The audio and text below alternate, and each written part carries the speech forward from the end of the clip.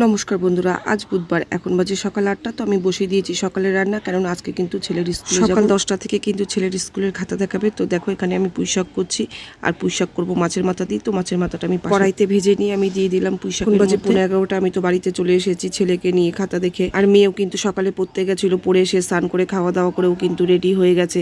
আর ও যাবে স্কুলে। তো আমাকে বলছে, মা তুমি চুলটা বেঁধে দাও। চুলটাকে বেঁধে দিচ্ছি। আর দেখো আমার কিন্তু জামা ছাড়ার সময়ও পাইনি, তাড়াতাড়ি করে চুলটা বেঁধে দিলাম, কেননা ওর কিন্তু টোটো চলে আসবার। এখন বাজে কিন্তু দুপুর 2টো। আমি আর ছেলে এখানে খেতে বসে গেছি। তো চলো দেখি আজকে আমি কি কি রান্না করেছি। পেঁয়াজ ফোড়ন দিয়ে করেছি ডাঁটা শাক ভাজা, আছে এখানে মাছ ভাজা আর মাছের মাথা দিয়ে পুঁই শাক, তোমরা তো এটা দেখেছো। আর করেছি মুসুর ডাল, ডাঁটা আছে লেবু আর পেঁয়াজ। শশাটা কিন্তু ঘরে আছে, ওটা আর কাটতে মনে ছিল না। আর আমি কিন্তু সমস্ত রান্না সকাল 9টার মধ্যে কমপ্লিট করে ফেলেছি, কেননা মেয়ে তো খেয়ে স্কুলে যাবে।